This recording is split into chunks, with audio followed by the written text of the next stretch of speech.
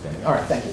So thanks everyone for coming to the CHEP seminar this week. We have Gordon Dahl joining us from the University of California, San Diego. Gordon's a labor economist who studies a wide variety of topics in applied micro, including the economics of welfare reform, economics of crime, peer effects in education. He's going to be talking with us a little bit about today. He's published in the top journals of the field, all the American Economic Review, Econometrica, Journal of Political Economy, a Review of Economic Studies, Quarterly Journal of Economics, and the Journal of the American Statistical Association. He's currently an associate editor at the American Economic Review and Economic Inquiry, and is a past associate editor at the American Economic Journal Applied. So we're super excited to have you here today. Thanks so much for your time. Thank you so much for inviting me, Joe, and for spending your day with me, the rest of you. It's kind of UCSD and SDSU, so it's kind of nice to actually see each other. Maybe we can do that more in the future too. So today, I hope you don't consider this a bait and switch. It's a bait and not switch, but add. So I'm going to do a bait and add. And what I want to do is, I told you one paper I was going to talk about, but I'm also going to try to sneak in, somewhat selfishly, another paper which follows a lot of the same setup. And I hope you're okay with that. I know I didn't give you two papers. And I forgot. I thought I was going to have an hour and a half, but I can make that work. But what that means is, if as I'm talking you say, like, we're not that interested in that, I'll go faster. But to the contrary, because I don't know how many people will be willing to say it, but I'm happy to hear it, you'd say, oh, wait. I'm really interested in that. Slow me down. So the fact that I want to try to talk about two things should not dissuade you from asking questions. It's not like I have an agenda here. If we don't get through both papers all the way, I'd rather get feedback and a lively debate than finish some pre-specified agenda. I just don't think that's the point of a seminar. Okay, let me say that I'm going to be talking about two papers which both relate to high school majors. This is the one I told you about, which is Intergenerational and Sibling Peer Effects and the choice of these majors. But I'm also going to touch on how high school majors potentially impact your earnings as an adult. And I should point out that this is joint work with Dan Olof Ruth and Anders Steinberg, who are both at the University at Stockholm University, fantastic co-authors. Okay. So let me just give you a bit of a background, especially since we're in the US, where a high school works a little bit differently. In much of the world, including large swaths of Europe, you have to actually specialize in high school, where you choose a specific field of study with a very specific curricula that's different from the other curricula. This is true in Asian countries and in some South American countries too. Now, these choices are usually made, you should think about them when you're 15 or 16. You sort of finished what we call junior high or advanced middle school, and you're deciding, what should I major in? Your field. Is there a core that everyone takes and then some classes on the side, or is it really entirely? It's entirely different curriculum. I mean, everyone has to take a little bit of math and a little bit of language, but they're actually taking, I'll show you some of the curricula. They are incredibly different. If you're an engineer, you're taking a very different set of classes than the others. But there is some classes that you have to take, but you're usually taking them oftentimes with the people who are in your major. Interestingly enough, too. Not always, is my understanding. Yeah? When somebody specializes in a different major, do they go to a different school, or is it all the same school? So it's usually the same school if it's an academic major. Sometimes the non-academic majors are a completely different physical location. Yeah. It partly depends on how big the school setting is. School district is what we call it. Yeah. But it's not like engineering is at one school and humanities is at a school, usually. Usually those academics would, but you're not going to be interacting as heavily. Yeah? Do people do humanities because they can't do engineering? Maybe that's part of the question that I'm going to try to get at by the end, at least with earnings returns. Yeah, that's one hypothesis, right? Some people say, who chooses to do a field is not random. People choose according to their comparative advantage, right? That's what we think as economists. And so we're going to show some evidence along those lines. How specific are those fields of study? Is it like arts versus science and engineering, or is it like more specific? Yeah, so there are 5 academic majors, and I'm going to show you sample curricula. And then there's a bunch of what we call more like vocational or non-academic majors. And so, you have a very discrete set, and they are very different. And so let me show you actually some of those classes in maybe just a few slides, but they are very different. Okay, now the point is that when you're young, I don't know how much you knew when you were 15 about like different earnings across different fields or what it meant to do one job versus another. And so I think this is sort of interesting just because of that. That, you could think about why do people choose their college majors, but how do kids even choose is this too early to have kids be choosing these majors is some questions that some people would ask. Now, the other thing, and this is related to the paper on peer effects within a family, this is also at a point where you're really pretty still attached to your family. I know you're trying to become independent as a 15-year-old, but you're still at home interacting with your siblings and your parents most days. And so it's got a good chance for there being peer effects. There's good potential. It's not like there's zero interaction. So I'm going to talk about these two papers in the context of Sweden. The first one's going to say, if you choose a different high school major, does it affect your earnings when you're between the ages of 37 to 39, when you're in the prime of your working career? Do next best alternatives matter? Like if you were going to do engineering, but if you hadn't done engineering, you would have done humanities. Does that person earn the same return to doing engineering as someone who chose humanities, but engineering, but had they not gotten in, they would have done business instead? Like, is there such a thing as a return to engineering, or does it only make sense when you consider the counterfactual, what they would have done had they not done engineering? And I'm going to try to show you some evidence that yes, you really have to be thinking about what they would have done had they not done what they're doing. There's no such thing as a return to engineering. There's a return to engineering versus something else.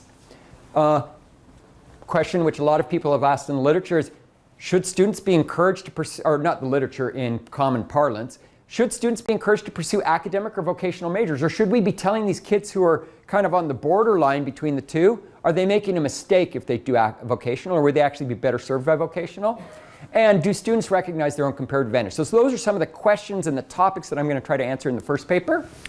Second paper is about these peer effects. And the first question would be, if your parents choose a certain major, is the kid more likely to choose a certain major? Now, of course, let's talk about causality in a second, but just that would be an interesting thing to know, right? Is there a causal effect? What about older siblings? Do they influence what their younger siblings do? Does it matter what the gender mix of a parent and child are, or what siblings are? Does it depend on the type of major? Like, is this a major that mainly attracts women, or is it a major that mainly attracts men? How do these effects vary by those types of heterogeneous makeups of families? So that's kind of a quick overview of the two papers so you know where I'm going. Here's the problem for both set of papers. The problem is that it's really hard to get a causal estimate, right? So and if you want to, Altanji has some good references that sort of say, like, we have some correlations on both of these questions, but that's what we have. Why is it so hard to get a causal estimate? Well, think about it. The people who do one major over another, they do it because they're probably better at that major compared to another major. There's a reason I'm probably not an English professor. I probably wouldn't be very good as an English professor, and that's why I didn't do it. And the people who did do it are probably really good at being English professors and maybe not as good comparatively as being economists. And so that's the first problem. The second problem is this one that I already sort of hinted at, which is even if you didn't have endogenous sorting into majors, we still want to know what's the return compared to what you had done had you not done the major. So, for example, randomly assigning people to different majors would answer a question which is not the policy relevant question. The policy relevant question is, should we be encouraging you to do one major versus another major? Not should we randomly be sticking people into different majors regardless of what their next best alternative, or in other words, their preferences are. And so with multiple unordered choices, there's a very nice paper by Kirkeboen et al. One of the people on that paper is one of my longtime co-authors, Magna Mosted, fantastic co-author again. They point out in their QJ paper that when you have multiple unordered choices, you can choose between lots of things and there's no ranking of which is better or worse. Instruments for each program are not enough to identify a meaningful parameter. That's sort of like saying, even if you had coin flips into the different majors, that doesn't identify a parameter that you really care about. It identifies kind of a weird thing that's a weighted average of returns where you don't even know what the weights are. So it's worse than just saying you're estimating a weighted average. It's a weighted average of something where you don't know what the weights are. So it's kind of and that's what that paper's about. So we're going to try to deal with both of these identification issues. Yeah? How about the schools sort of setting the majors? Here in this setting, I think there were 5 majors. Yeah, right? 5 academic and a bunch of vocational. Right. So how have they sort of either changed over time, or how do school settings sort of choose to be thinking about what the set of alternatives sort of are? So the great news is in Sweden, it's a centralized curriculum. Everyone offers all 5 academic majors and the vocational majors. The only time that doesn't happen is if you're in a really remote location, they may not staff humanities. And then if you want to do humanities, you'd have to go to the neighboring school district. Otherwise, every school district has the same set and, moreover, the same centrally decided upon curriculum. This is the advantage of a country with 10 million people. It's incredibly centralized.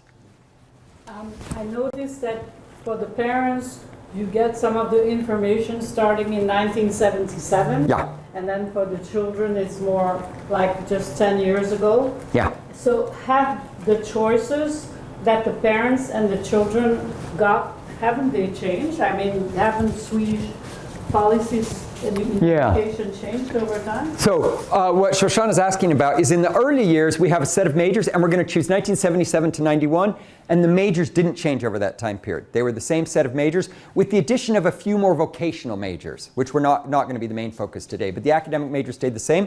Then they did some school reforms, and among those school reforms, they combined two of the academic majors, then they undid them, and so there's a few years that we don't use precisely because of that.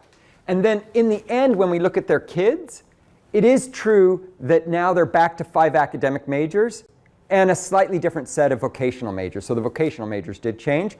And we're still going to be able to look and see, did you choose the same major? Now, that's with the caveat that what business meant when you went to school in the 80s may not be exactly what business means today, but it's still called, essentially the same categories. So there's still, this is the closest mapping. Okay.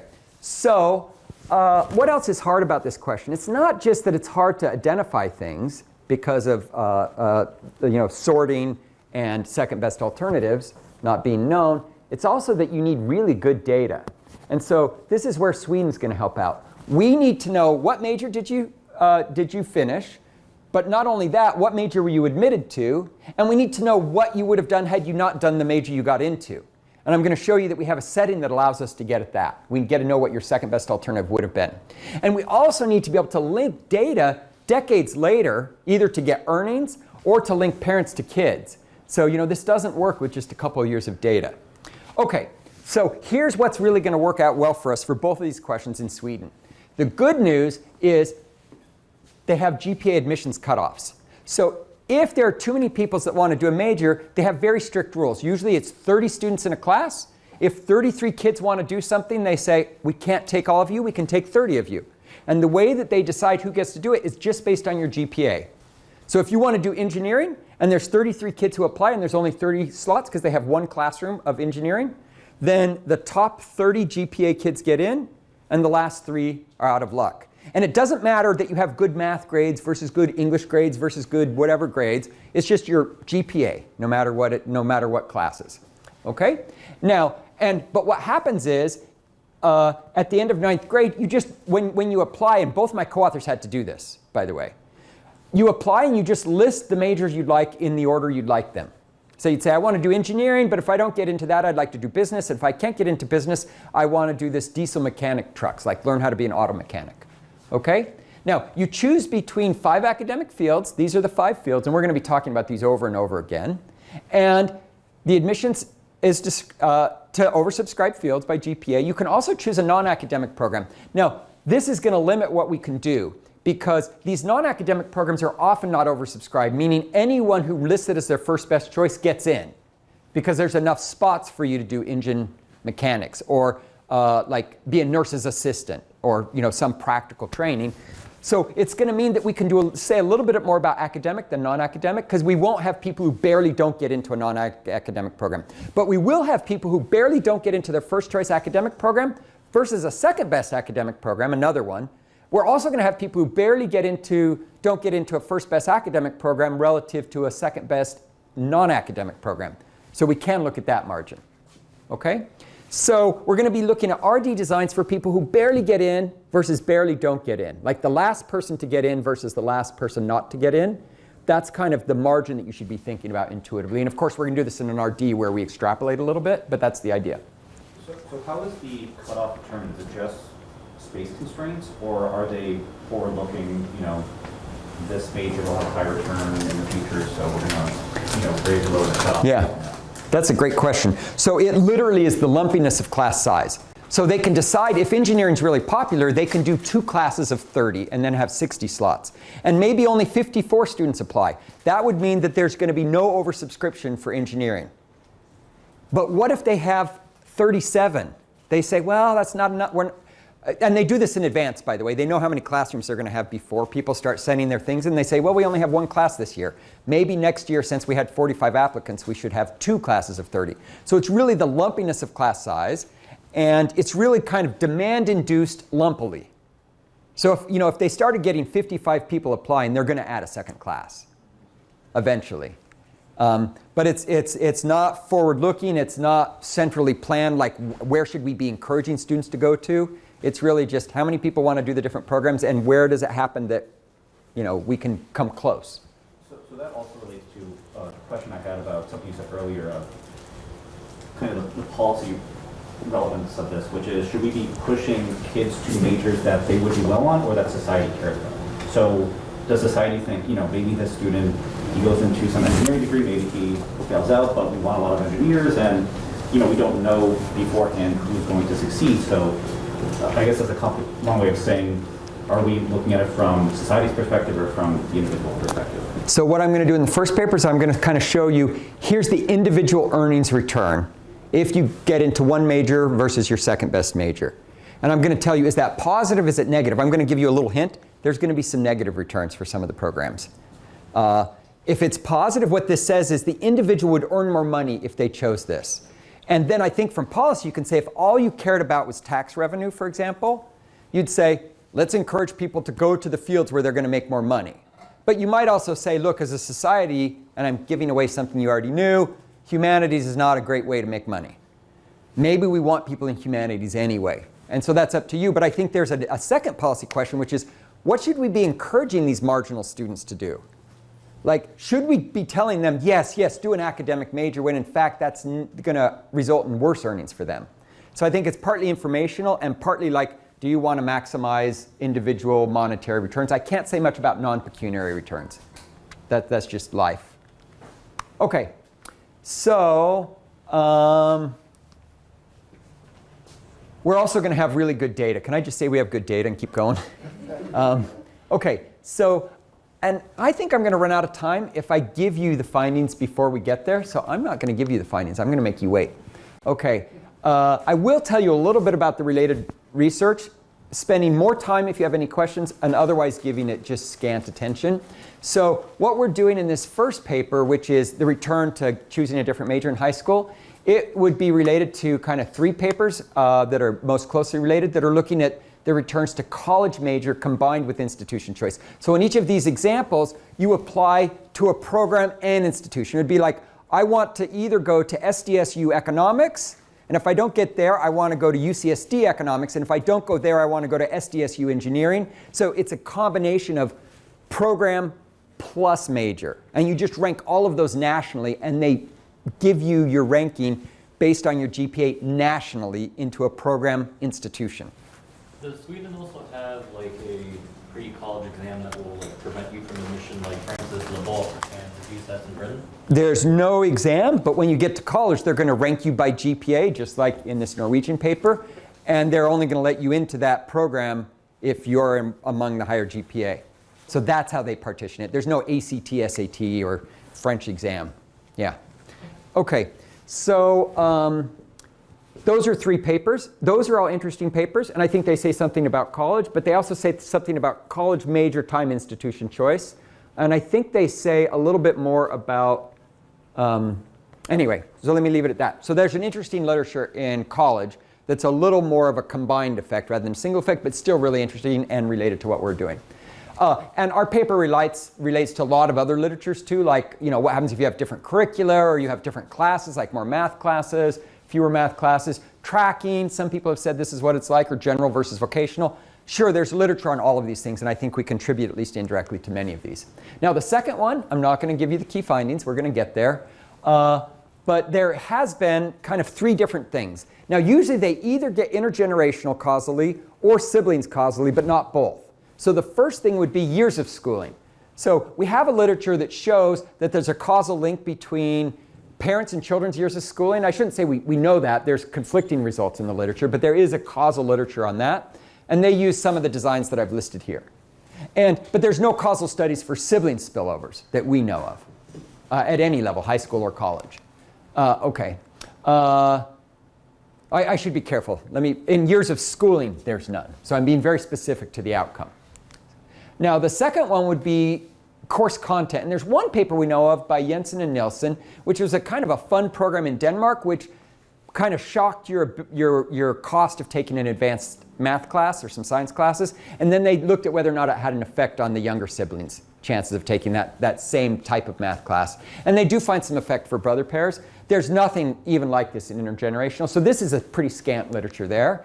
The one that is probably closest to what we're doing is causal effects in college choice among siblings. Okay, and they're using RD designs too. It's this paper by Altmedge et al. It's a lot of co-authors, so I'm not going to remember them all, because they've combined forces to give us results for lots of countries. What they find is for the US, if your older sibling barely gets into college, it has an influence both on whether your younger sibling goes to any college or the same college that your older sibling went to. Now, this isn't course content, this is just college attendance.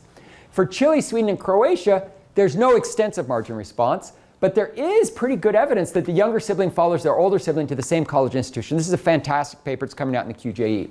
But here's what's sort of interesting. Remember I told you that you choose a college and a major? And that sort of means that the type of variation that they can use in this paper is a combination of the two. And here's what they say. You know, we find strong college spillover effects, but we find almost no influence in major choices. And that's sort of what's unique about us. You're not choosing an institution. You're going to the local school, that's it. And we're going to find effects for majors. So I think this is complementary, but kind of a different outcome, slightly differently. Yeah? What should I be thinking about from a welfare perspective, especially with young teens, right? About sort of undue influence of the older peer, and is it good or bad? Yeah, I mean, trying to impress my sort of older brother, because that's important to me now, but I'm just heavily weighting some of the future consequences of kind of what I'm doing now. Should we be making the older brother think about the influence sort of that he's having over the... Or we should not let him have as much influence, or should we... So I'll have a few things to say about that. Let me hint, without telling you the results, which means it won't make full sense. But I think one of the things that you're going to see is these sibling and parental spillovers reinforce gender norms. Because your older brother goes in, you're going to find out that you copy your older brother a lot more when he does a male-dominated field. And you actually, and I'm giving away one of the more interesting findings, if your older sister goes to school at the same time as you, she repels you from a female-dominated field. So I guess if you worry about gender mixing, this kind of contributes to not getting gender mixing of majors. More generally, that's an interesting question. Like, I think that depends on whether or not you think it's information or sibling rivalry, and those are deep questions. Like, should we be trying to reduce sibling rivalry? Should we be trying to increase information? I'm going to show you evidence that there's both of those going at play. I haven't really thought about what a good policy intervention would be, to be honest, though. So if you have an idea, I'd love to hear it. Okay, and so there's a little bit of evidence along these same lines in Chile and Mexico for choosing the same institution to go to school in.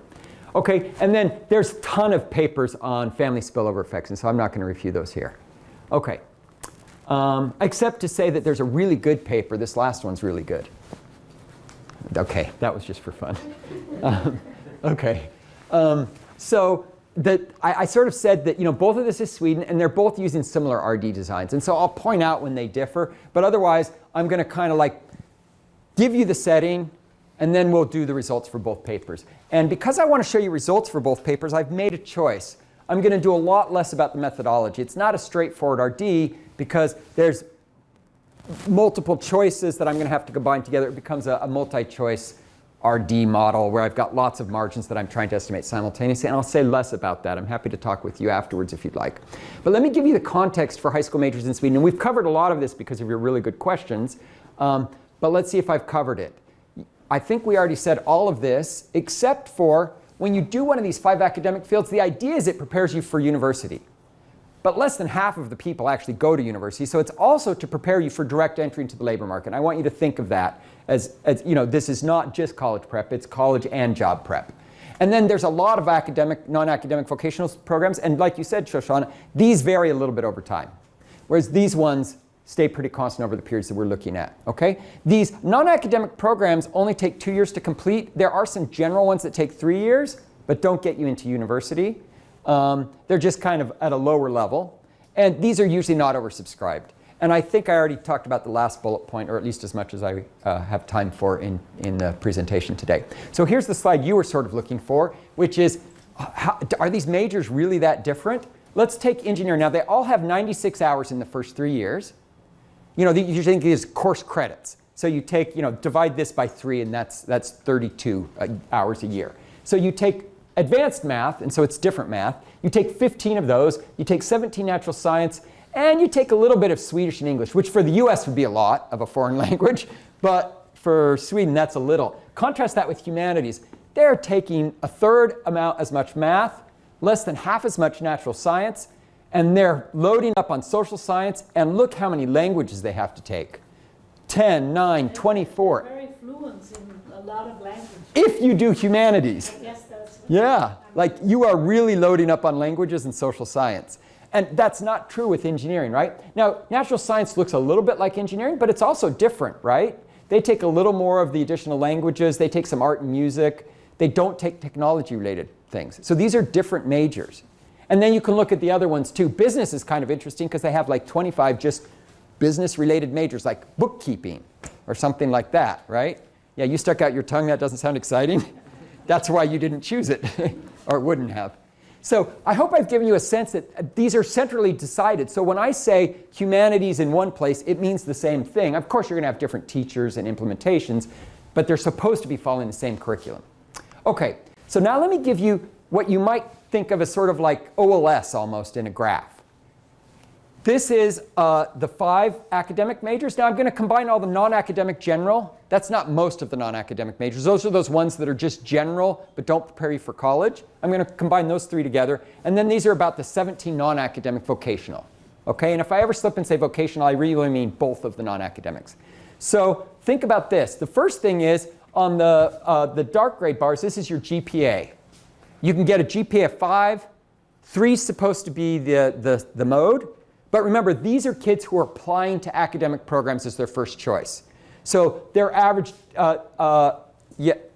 yes. No, this is everyone, sorry. This is everyone. The people who are in engineering have higher GPAs than average, right? These are smart kids.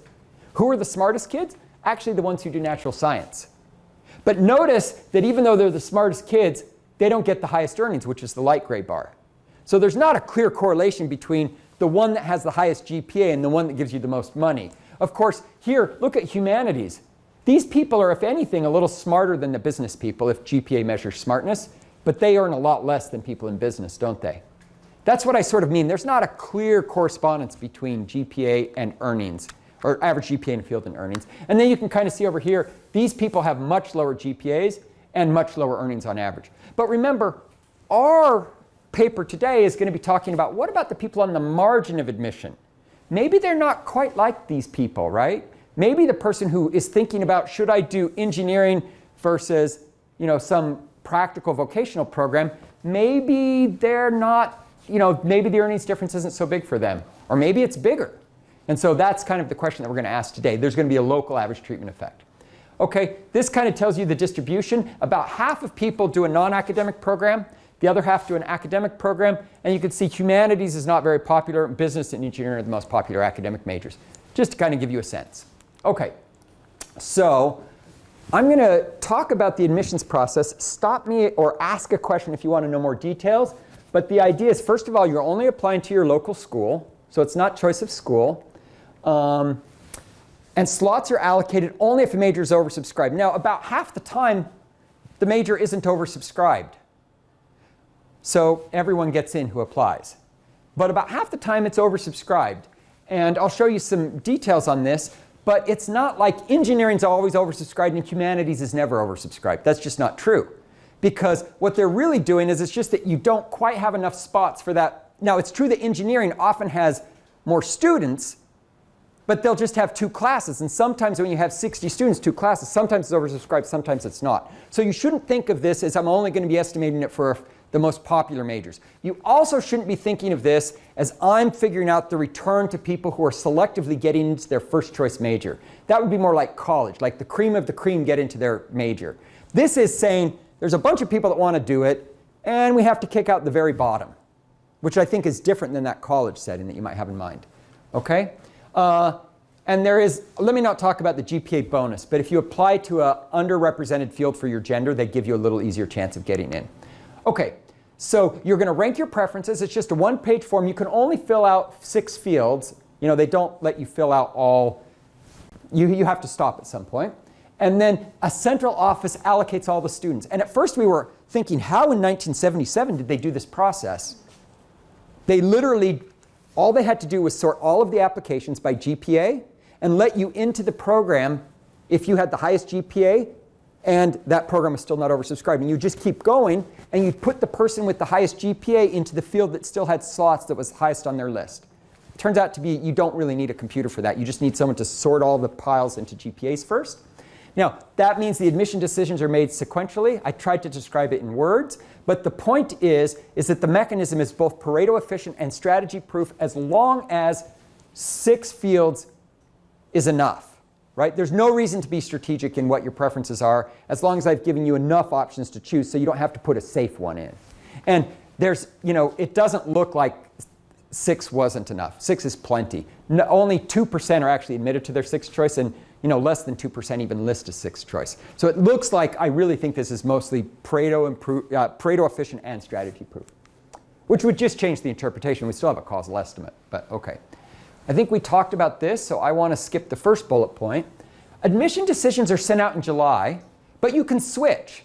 So you might have gotten into engineering and it was oversubscribed, but then you say, that looks like a really hard program. That's too much math. I think I'd be better off in social science. And you're allowed to do that if social science has a spot. But what that's going to do is it's going to open up a spot for one more kid to go into engineering, right? But now, which kid takes that is not random, because some kids will want to take it up, some won't. Sometimes a principal would say, well, whoever has the highest math scores will get in. They didn't use a consistent, solid thing. So we're really going to have to use, did you get admitted, not did you enroll, and not did you complete, right? What is random and sharp is did you get admitted. OK. Just a sense of the share of people who are admitted to complete? I'll show you that on a graph. It's about 80%, I think. Yeah. So let me not give you a sense of the oversubscribed and non-impacted sample sizes. They're not all the same. Some programs are more impacted than others, but all have some impact. Some impacted programs in a year or a school. So what I want to do here is I want to plot 2 distributions. First of all, the gray one's going to show you just the distribution of GPAs for those who are applying to a first best academic program. And what you'll see is their mean GPA is pretty far above 3, which is supposed to be the mean for the population. That's because, remember, half the kids are not applying to an academic program. They're applying either to a vocational program or not applying to high school. So these are smart kids on average, right? OK, now what I want to do is I want to plot the cutoff GPA when there is a cutoff. There's not always a cutoff, but when there is a cutoff. And can you see that the cutoff is going to kind of hit the lower tail of the GPA. So about the 20th percentile on average. And that's what you should be thinking of. These are kids at about the 20th percentile of those who are applying to academic programs. OK, so, and this graph, without explaining this table, just to give you an idea, this just says, without going into the details, a lot of times engineering would be compacted and natural science wouldn't. A lot of times natural science would be impacted and engineering wouldn't. It's not that there's just some that are always impacted and some that aren't. And that's what this is supposed to give you a sense of. We always have identification for each of the margins because there's always going to be this one is, this one isn't. Or they both are. But it's not some systematic thing. And it sort of goes back to that lumpiness of class sizes. They're not trying to intentionally make some have more be oversubscribed versus not. OK, this is another way of saying that, this isn't also, the results I'm going to show you are not because different majors have different cutoffs. So it's really kids with different GPAs. Because what you can see is the cutoff GPAs, sure, they vary a little bit. They're actually the lowest in engineering and business. But that's because I think engineering and business are the most popular. So a lot of times they have 2 classes of 60. And so they can go a little bit further down in the GPA distribution. But what I take away from this graph is not the differences, but the similarity. These cutoffs are about the same across the majors. So that's not what's going to be driving our results. Okay, so to make sure you kind of see the idea of admissions, this is sharp admissions cutoff. This says, and I've normalized the cutoff, sometimes it will be 3.4, sometimes it'll be 3.0, sometimes it'll be 3.2. I'm going to normalize whatever the cutoff is to 0. What I'm telling you is if you're below the cutoff in terms of your GPA, you don't get in. If you're above the cutoff, you get in. This is sharp. Swedes follow rules. This is why it's so fantastic to use Swedish data. They do what they say they're going to do. Not true in all countries, true in some countries. It's not really true in the US, right? We find so many ways to get our kids into the teacher that we want them to have. All 5 of the kids in my family went to Bob Willett's class in 6th grade. They named the school after him. It was not random that all 5 of us were in there. It's that we had a pushy mom. Or not a pushy mom, a wonderfully involved mom who decided to get us into a good educational environment. Okay, so that was maybe a little too much about my personal life. But I owe everything that I am today to my mom and Bob Willett's class. Okay, so what are we trying to do? We're trying to estimate the return to one high school majors versus another. Or we're also trying to, in a little bit, estimate what's the probability you're going to copy a sibling or a parent. So I don't want to talk about all the identification issues. I hinted at them. I'd love to. They're super interesting. But we just don't have the time to talk about the irrelevance condition and what you have to do and how you set up the regression discontinuity model and how you think about all of these different margins. Remember, there's 30 different margins that we need to estimate. 30 different possible first best, second best choice combinations. So that's a big high dimensional problem, and I won't be able to talk about how we try to tackle that and do it nicely. I also won't talk about threats to validity unless you want to, but let me just say it's really hard to know what the cutoff's going to be. It varies from year to year. This is not a paper where I'm worried about people manipulating their GPA, which is an average in 9th grade, to get into a program when they don't even know if it's going to be oversubscribed. That's not the biggest worry here. If anything, you'd have to sort of worry, and I'm not worried about monotonicity, like barely getting in shouldn't make you less likely to want to go. It would have to be like, oh, because they let me in, now I don't want to go in. So that doesn't seem right. You might want to think about the exclusion restriction, right? That this says, if I want to do IV, not just the effect of being admitted, that one's clear, as long as you buy the manipulation, perfect manipulation. If you want me to do completion, then I have to think that admission only affects outcomes through completion. And the way that that could be violated is suppose that you're admitted, but then you take some specialized classes and something else before you complete the program you complete, which means you have a slightly different set of background classes. Turns out that's not a big deal because most of the switching has to take early on. These are just too specialized. You'd have to come back a whole year if you switched halfway through the year and do one more year of high school. So kids just don't do that. Yeah? Do students learn what the GPA cutoff is afterwards? So what I have in mind is I've learned I'm the lowest GPA in the entire class. Maybe I don't want to continue in that major. Yeah, like it's also saying, or do you observe your ranking in the class? I don't think we have any information on that. Remember, this is back in the 70s. So, it's possible they could have published the cutoffs, but I don't think they did. I could ask my colleagues, though, who are Swedish and would know for sure. But implicitly, you'd sort of have to know that you were probably one of the worst students, but I don't think they would know their exact ranking. But that's a good question, and I can ask my colleagues that. Okay, this is just to show you that the cutoff GPAs are not predictable. These are the cutoffs across 2 adjacent years, the difference. It's centered at 0. You can't predict what it's going to be. And some years there's not even a cutoff the next year. Okay, let me not try to convince you that this is a good design. What I want to do now is I'm going to talk about results from both papers. And so does anyone have any questions about the idea of the RD? I know that I've just given you the intuition, but if you have any other questions, I'm happy to. But the idea is really just someone barely got into one major versus their second best major on their rankings list. What happens if they barely get in versus barely don't get into their first best choice? I don't know if this isn't necessarily a technical question, but with RD, we're basically going under the assumption that the person right above or below the cutoff are basically the same. Yeah. But you can make the argument that once you get if you're below that cutoff and you found out, oh, I didn't get into my dream major, that has some kind of negative traumatic effect on you, right? So that would be a violation of the exclusion. You would have done better, right? Right, so this is kind of, I guess you could say this is sort of like the exclusion restriction. I say that barely getting in versus not getting in only affects your future earnings, for example, by whether you completed the major. And what that would be is a violation of the exclusion restriction. You'd say, well, wait, actually barely getting in versus barely not getting in changes your psyche. And that has a direct effect. And then I'd say, well, what I can tell you is I can still estimate what's the effect of getting into versus not getting into, and that could have been one of the mechanisms. But then you should focus more on just barely getting in versus not getting in the reduced form. And then you'd say, I don't buy the IV because I think that that's a violation. And that's plausible. It could result in disappointment, right? And disappointment could affect your future earnings. Yeah. So that's possible. And that's why I like to present both the reduced form. Some people like that. Some people say, no, but I want it scaled. I sort of think of the IV as just scaling the effect by the probability of getting in. OK, so let's do the first one. Now, this is just to provide a visual picture. I'm not actually showing you what we're actually doing. But this is some raw data to give you a sense of what's happening. And this is going to answer your question, which is how many people actually finish. So these are people who have a first best choice of engineering versus natural science, one of the 30 margins that we can estimate. This is what you might call the first stage. This is the cutoff. Remember, everyone to the left gets admitted, everyone to the right gets admitted, everyone to the left does not. What this is, did you complete your first choice? Did you actually finish it? And what you can see is, just to the right of the cutoff, maybe 75% finish. And that increases the bigger your GPA is, which sort of makes sense. It's also true, though, that these people who had GPAs below sometimes complete. About 40% of them complete at the cutoff. Why would that be? Because remember, when one of these people drops out, it opens up a spot for one of these people to come in. And you have to be a little careful because this is the tail of the distribution, so it's sparse.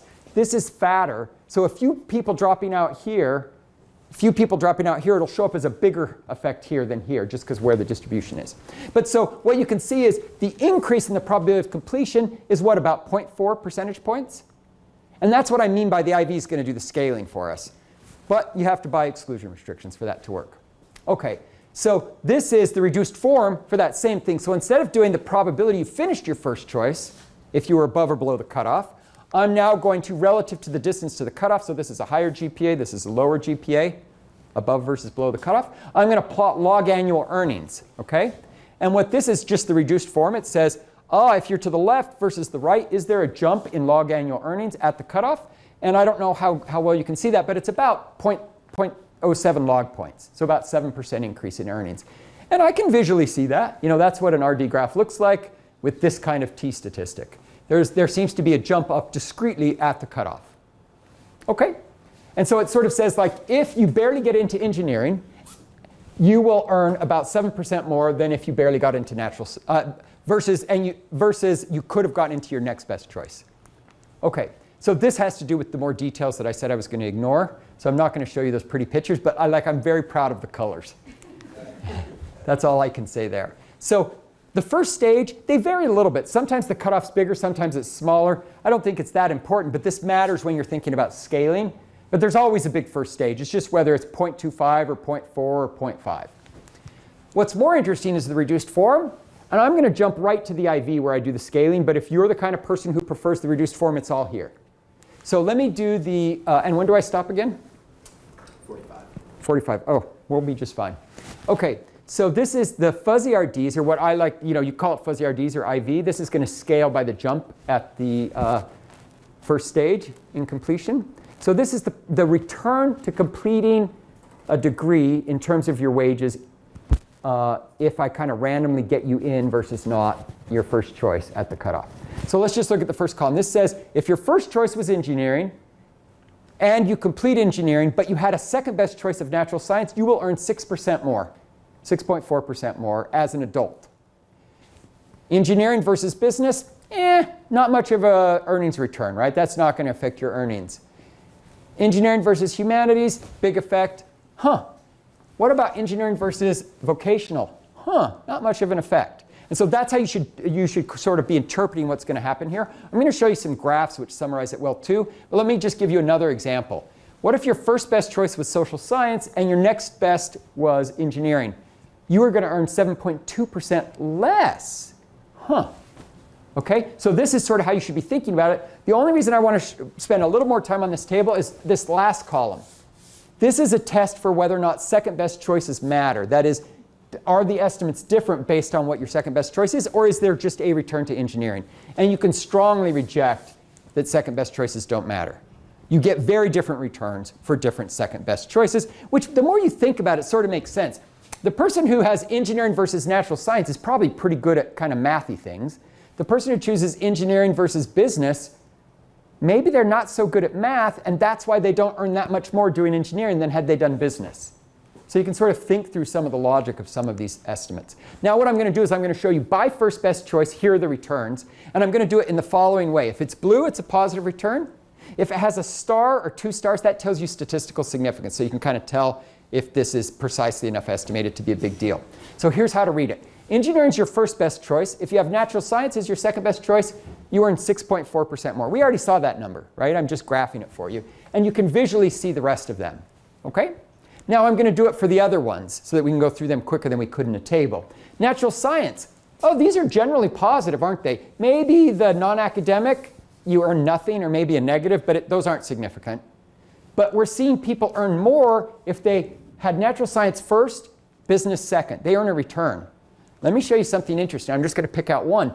What if I did the flip? What if I had business first and natural science second? They earn a positive return. Now wait, let's just stop for a second. What would a standard Ben-Prath model say? Ben-Prath would say, you know, there's a return to doing natural science versus business. They should be equal and opposite in sign when you flip the ordering. That people who have natural science first and business second, if they earn 6%, then if someone does business instead of natural science, they better earn 6% less. That's just not how the world works. That would be a model where it's just random sorting who does everything. Instead, what we're seeing is this is what, if I have time, I'll kind of lay it out, but this is evidence of comparative advantage. The people who are better at natural science versus business rank natural science above business. And the people who are better at business rank it above natural science. And that's why both sets of individuals earn a positive return. Do you see why there's no such thing as a return to business? There's no such thing as a return to engineering, because they can both be positive. Can you observe in their 9th grade GPA if those who choose natural science versus business versus vice versa, if they are kind of doing better in the classes that you think that they would be? Oh, like do they do better in their, are their grades better in 11th grade, or do you mean in 9th grade? In 9th grade, like before they've selected, can you kind of see that these people are... Oh, that's a really good idea. You know, we've actually never done that. Oh, no, I know why we didn't do it.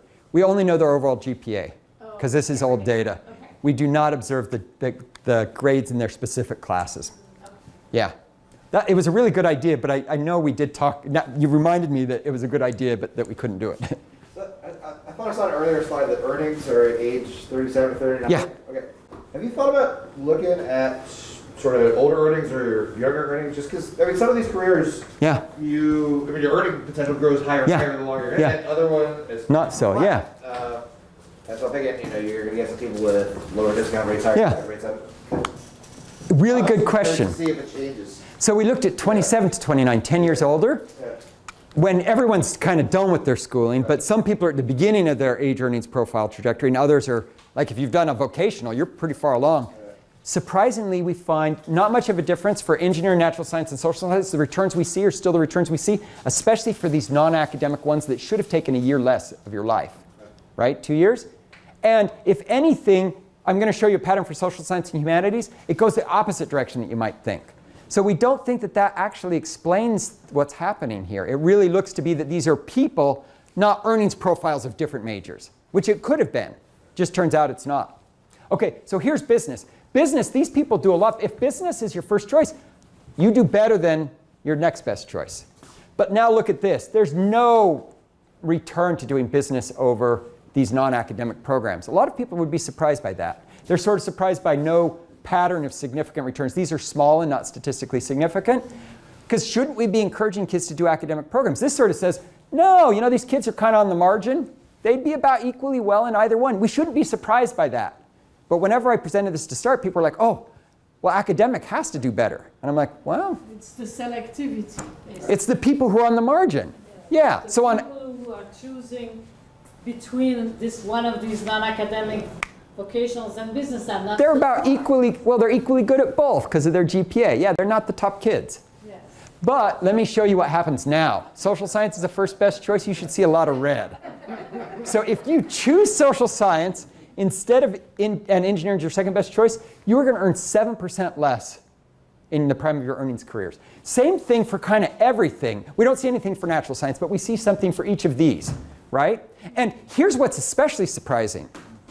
If you choose social science instead of one of these non-academic or vocational programs, you are earning up to 10% less, which is a big earnings hit, right? And so if we're kind of telling kids like academics the way to go, now instead of just saying, no, these kids were indifferent, they would have done fine in either, you're actually hitting them with a big negative penalty. Okay? Same thing for humanities. You know, all of these big and negative and significant and these kind of too noisy. The problem with humanities is there's not a lot of people who have humanities as a first choice and engineering has a second. So this is a noisy zero. Incredibly noisy, unfortunately.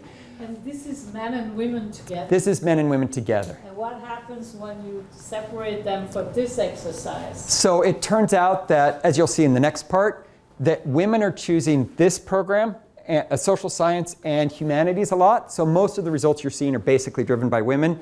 And men are choosing engineering and natural science, so most of those results are driven by men. And this is kind of a mix of the two, so you don't learn that much more by doing a gender split. Do you know if these are like mostly teachers or professions? Oh, you mean like if you do humanities, do you become a teacher? Yeah. I'm going to do a little bit on occupation in just a second. Yeah, to see if that makes a difference. It's not going to maybe be everything you wanted, but it'll be something that you wanted. Okay, so I think you should say, oh, wow, maybe I didn't know that. Or maybe you did, or you thought you did. But you know, doing humanities or social science, either you don't know what you're doing at age 15 and someone told you to follow your passion and you didn't know that following your passion would result in substantially lower earnings, or you really value non-pecuniary amenities which are negatively associated with wages. Okay? And that's possible too.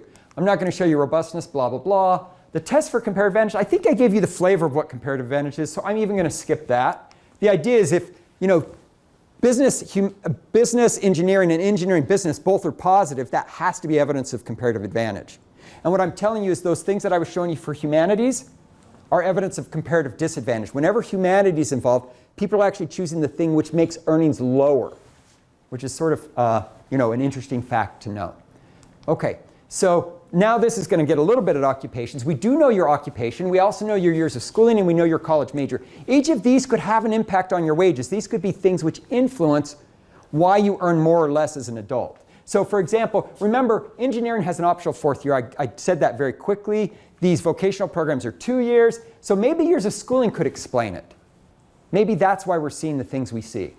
Maybe it's college major. Now remember, 44% of individuals do not go on to, 56% don't even go on to college. But for those who do, maybe it means that you choose a different kind of major. You did business in high school, so you pursue accounting in college, and maybe accounting pays more. So maybe it's college major. Or maybe it's occupation, because maybe if you want to be like a bookkeeper, you get that job if you did bookkeeping in a vocational track, or if you did engineering. Maybe someone's more willing to hire you in that profession than if you did humanities. So that could matter. Or it could be easier to, it could be that some jobs even require you to have specific training. So maybe it's occupation. So I think these are 3 candidate majors, and we can measure each of these. Now, what about the quality of the teacher? So I went through a high school like that. Yeah. And the teachers who would teach the so-called smart kids because they took Latin and stuff, you know, they were better teachers. So even if you have the same amount of math, but you have a better teacher, you might end up earning more. Yeah, so now the hope is, remember, I tried to make you kind of convince you that which places had cutoffs in which programs in which years was close to random. It should be a mix of good and bad teachers, right? Unless you say, oh, what happens is humanities always has horrible teachers. They're never any good at preparing you for anything. And I would say, well, that's part of what a humanities major is. So it can't, what I'm saying is it can't be specific to just the one individual, but if a characteristics of humanities majors is that they're bad teachers, that's part of the humanities major effect. And that's true.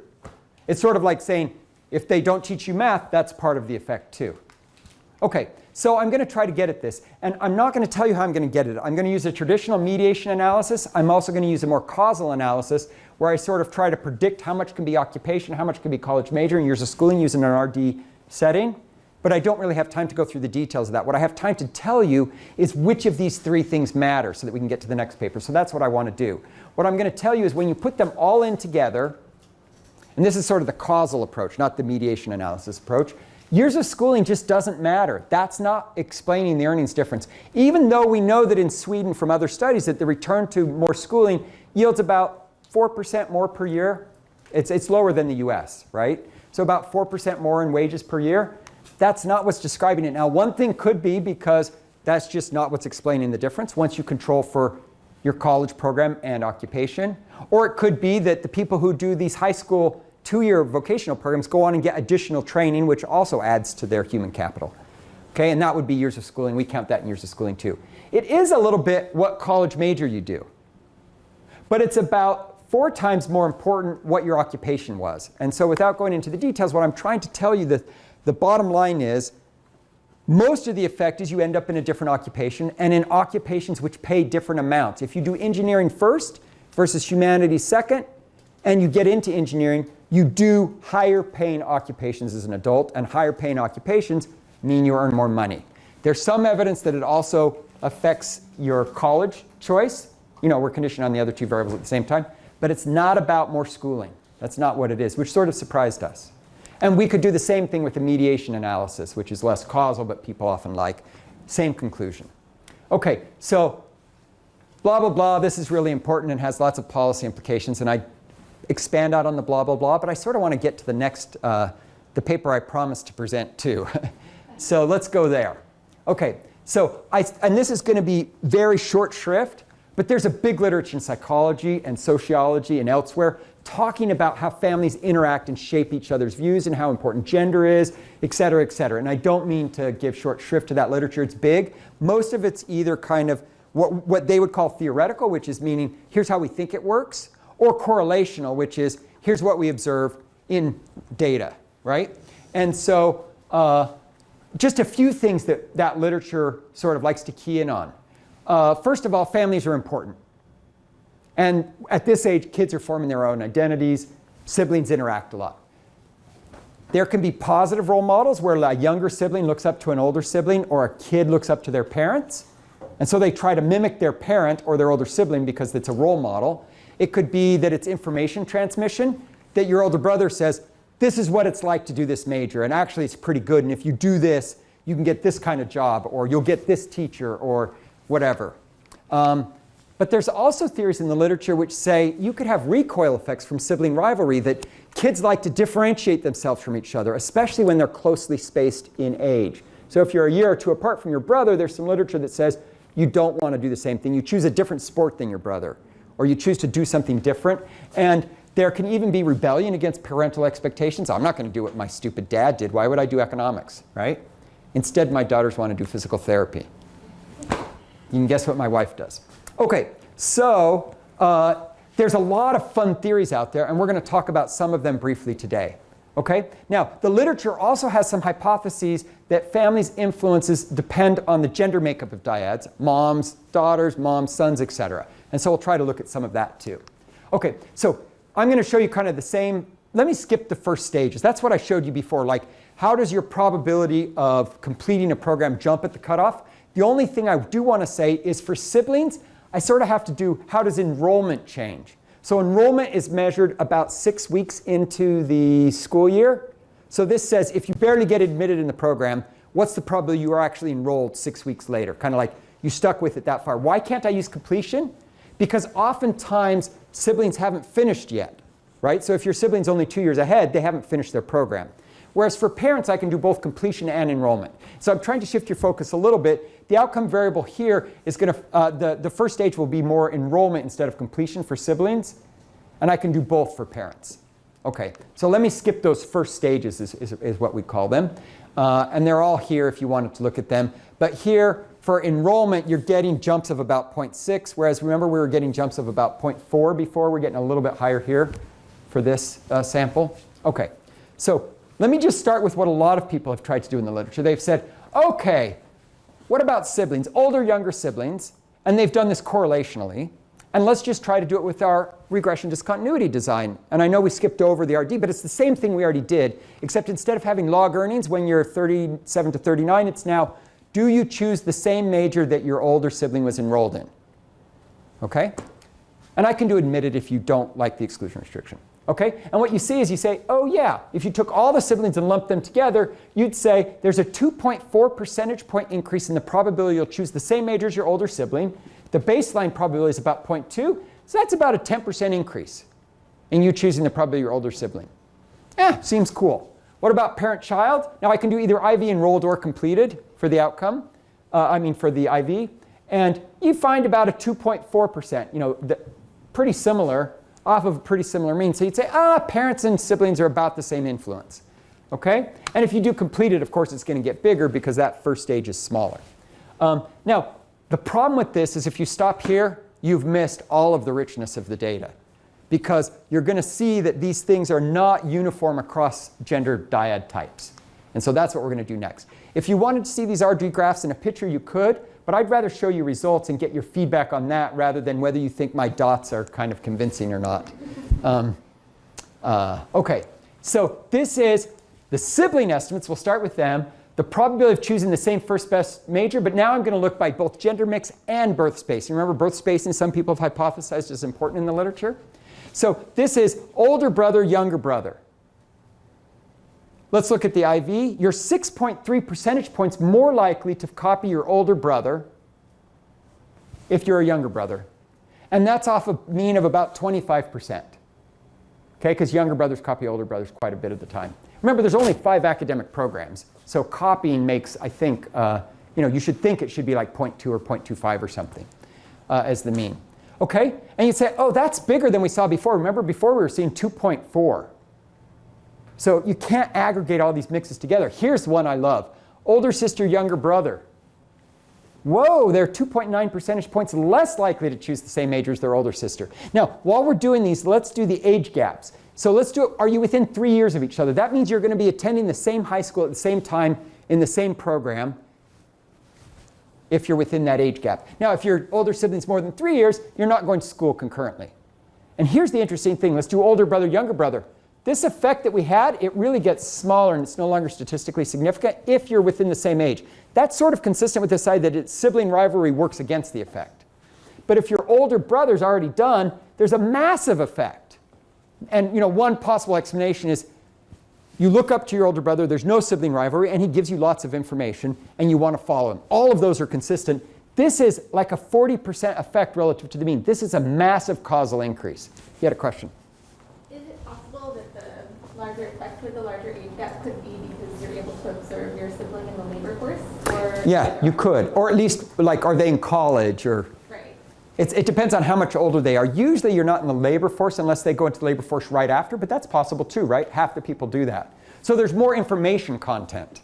So it could be better information. It could be less sibling rivalry. It could be that you have a bigger role model when they're older than you. Would you be able to even descriptively kind of separate out whether it's the older siblings with better outcomes that seem to be having this? Oh, we could do it. We couldn't do it. I better start writing some of these down. We couldn't do it causally, I don't think, but we could do it correlationally. Yeah.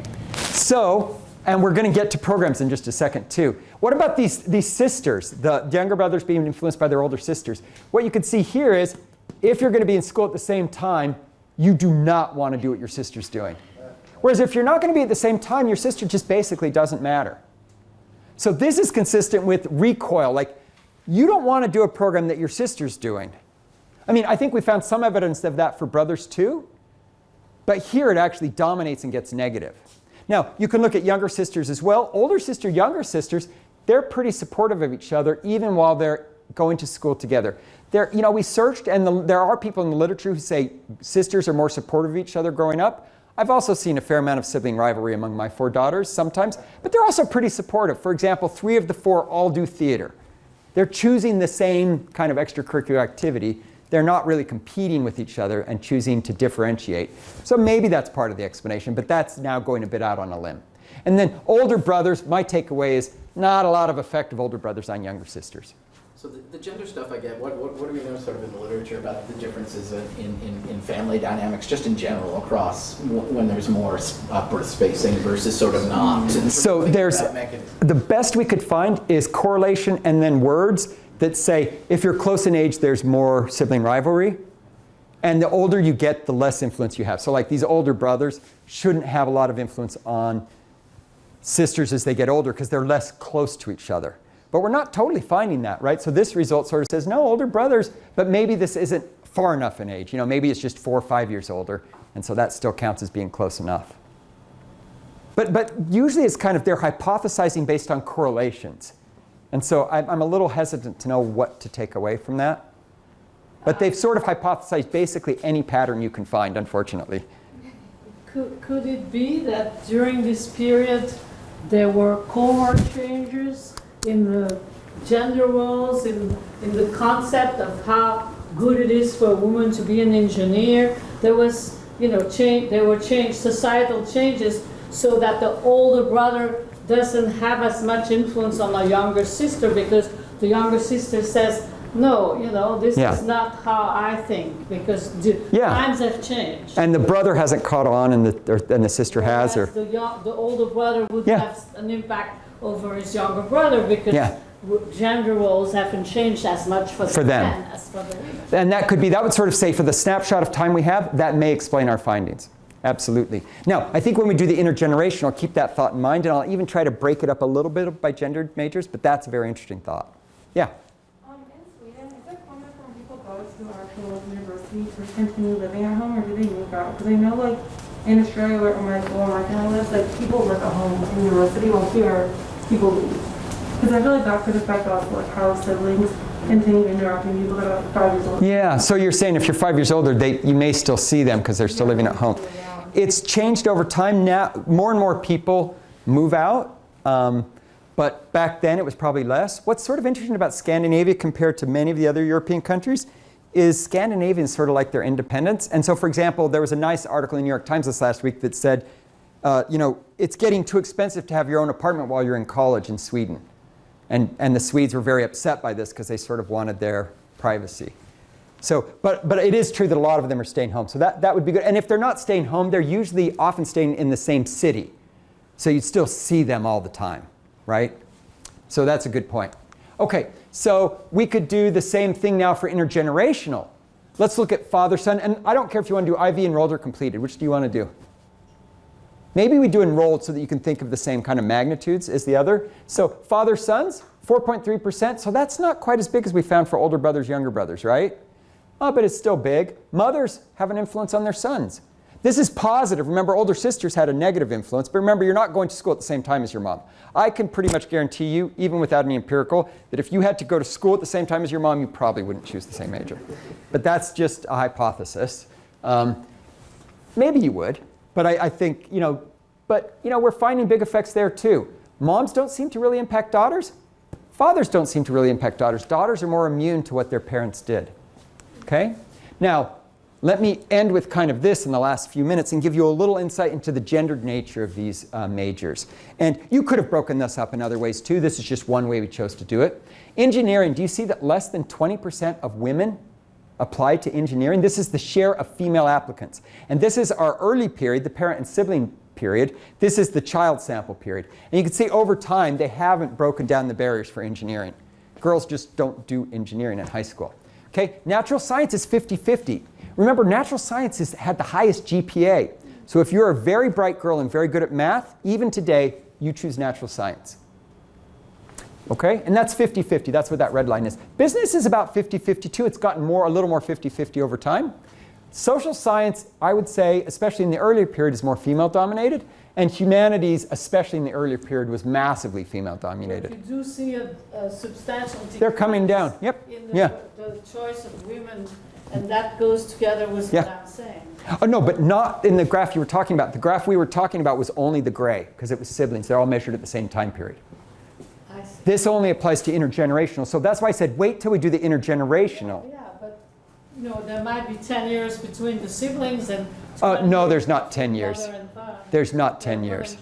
There's not 10 years. There's just not that many kids that are born that far apart. But I take your point that this could be a time period where women were not listening to older brothers and younger brothers were listening to older brothers. That's true. And then you could have had some of this happening over time too.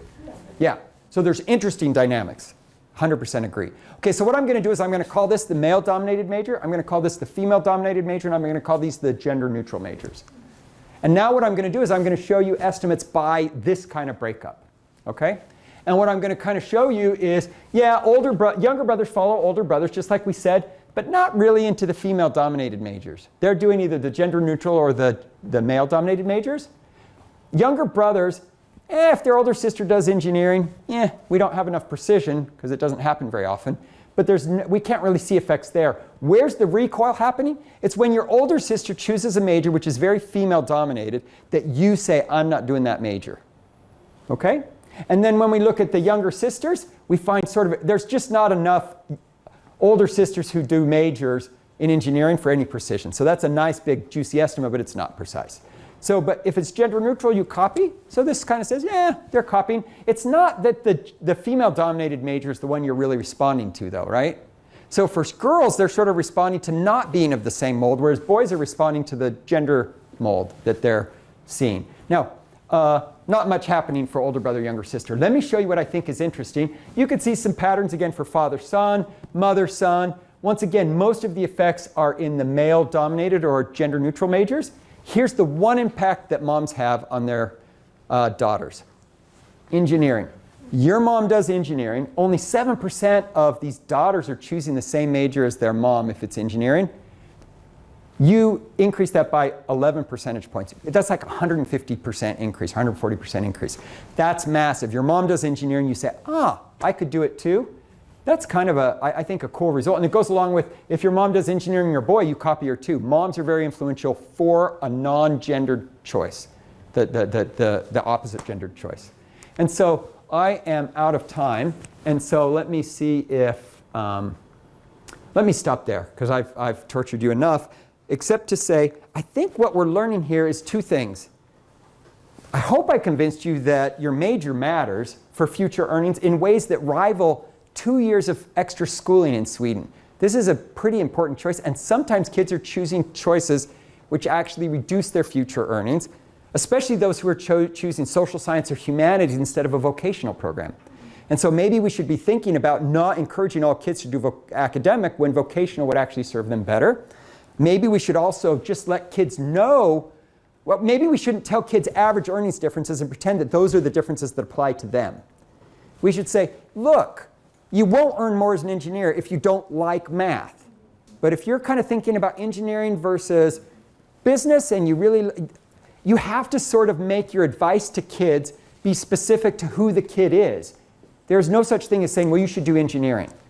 That's the wrong kind of advice for a school counselor to give and to show average earnings differences across majors. That's going to get kids really wrong. And then the last thing I'll say about these spillover choices is it kind of goes with a kind of broader agenda I have, which is to show that families actually are pretty important. And one thing that these families can do is, we already talked about how they could reinforce traditional gender norms through family spillovers.